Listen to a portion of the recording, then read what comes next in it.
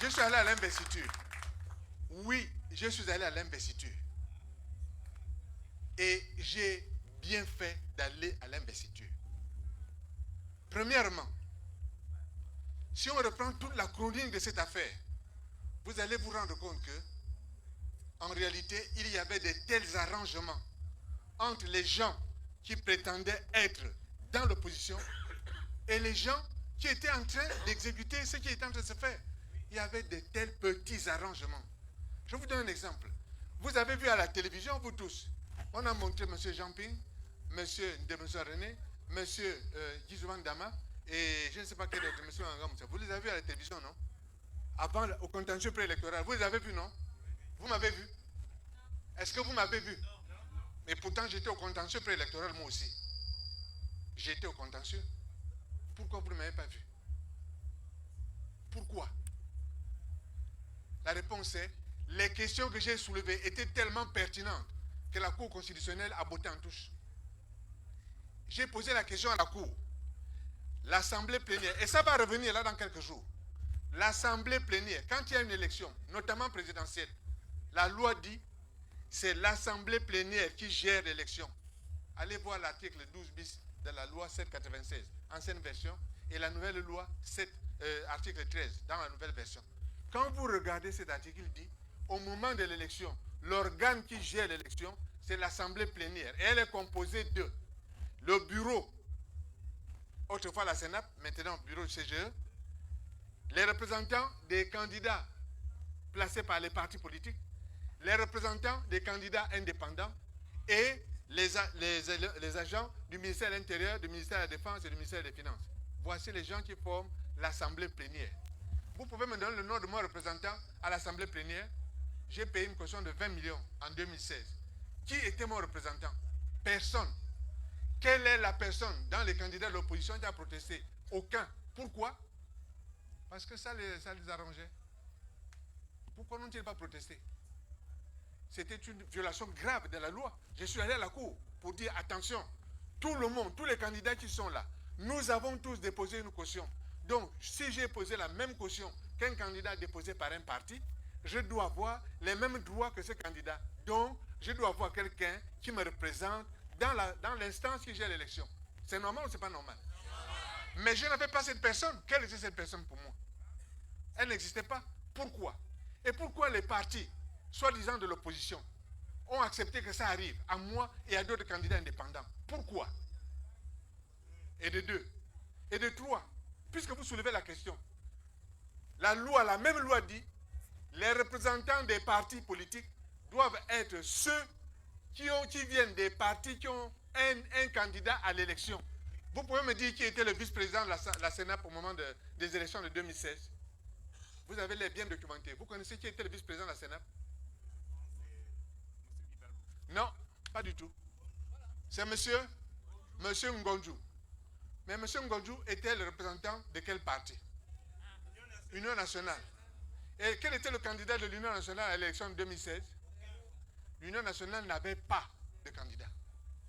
Ça veut dire que un parti politique, un groupe de personnes a donné au pouvoir en place à monsieur, je vais le citer une fois en passant, bon, je ne le citerai même pas, a donné au pouvoir en place la possibilité de faire annuler la totalité de l'élection au motif qu'il y avait une fraude dans la composition du bureau qui surveille les élections.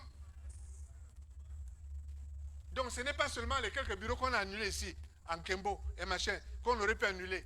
En réalité, si la manœuvre de Franceville n'avait pas abouti, le pouvoir en place avait le moyen d'annuler la totalité de l'élection en invoquant la fraude. Et il disait, regardez vous-même, le vice-président de l'Assemblée plénière est un homme qui vient d'un parti qui n'a pas de candidat à l'élection. Donc la question c'est quel est son intérêt à agir. Donc, on annule tout ça. Alors vous me demandez à moi si je suis allé. Je suis allé. Bien sûr que je suis allé. Je suis allé en plus pour des raisons politiques. En 2016, en 2009, là, les partis de l'opposition ont dit nous ne reconnaissons pas celui qui a pris le pouvoir. Il a pris par la force, on ne le reconnaît pas. Mais il a pris par la force avec le cadre des lois qui existaient en 2009. Et ces lois sont restées en vigueur exactement en l'état jusqu'en 2016. Ça veut dire qu'on est reparti à l'élection de 2016 exactement aux mêmes conditions que celles qu'on avait eues en 2009. Les mêmes causes produisant les mêmes effets, les mêmes fraudes étaient parfaitement reproductibles. C'est ça, non? Ok? Oui? Donc, voilà la situation dans laquelle on se trouvait. Et j'ajoute à la fin, de façon tout à fait subsidiaire, mais vraiment subsidiaire, au fait, je ne comprends pas cette question qu'on me pose tout le temps. Quand vous avez voté, moi j'ai eu 0,4% des voix. Et j'ai reconnu que j'ai eu 0,4% des voix. N'est-ce pas? C'est vrai ou c'est faux? Je l'ai même écrit. J'ai écrit, j'ai eu 0,4, j'accepte. Quand on est allé au contentieux post-électoral, au contentieux, je ne suis pas parti. Allez demander à Gérard Elangema qui est parti au contentieux post-électoral.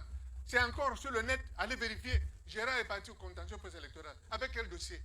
Il est allé dire devant la Cour constitutionnelle, ce résultat, ce n'est pas acceptable parce que Ndonsima ne peut pas avoir eu les voix qu'on lui donne là. C'est sur la ligne. Allez voir Internet. Mais moi, j'ai dit, je ne parle pas là-bas, ça ne sert même à rien. J'ai dit, je ne parle pas là-bas. Moubama a dit la même chose. Et ce sont d'autres candidats qui sont allés dire, pour moi, à la Cour, en défendant leur position, les résultats de l'élection sont faux. Parce que Nonsa ne peut pas avoir obtenu ces résultats. Mais j'ai accepté, j'ai dit, moi, donné 0,4, ok, j'ai 0,4, ça va comme ça.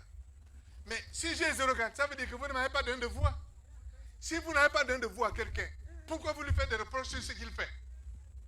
Et essayez de m'expliquer ça.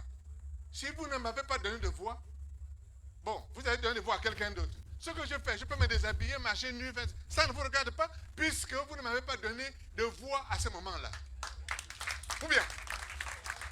Donc il y a quelque chose qui n'est pas logique dans cette façon. Qui a que les gens qui sont allés, qui ont voté quelqu'un d'autre, au lieu d'aller demander des comptes à cet autre, moi je pense que vous devriez faire le siège de celui à qui vous avez donné les voix et qui vous a promis que j'ai un plan B, C, D, vous devriez faire le siège chez lui.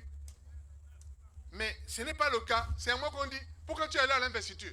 Je suis allé à l'investiture, oui, pour toutes les raisons que je viens d'invoquer, parce que je savais les arrangements que les gens avaient faits. Et pour une dernière raison, si vous regardez bien, au sortir de l'élection de 2016, vous avez eu la concertation d'Angonji. Moi, je ne suis pas allé à la concertation d'Angonji. Mais avant de ne pas aller, j'avais d'abord dit que je suis prêt à aller à Angonji.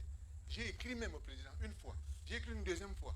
Et quand j'ai vu la façon dont c'était organisé, j'ai décidé de ne pas y aller. Mais reprenez, puisque vous avez la bonne idée de soulever la question, reprenez le discours d'investiture du président.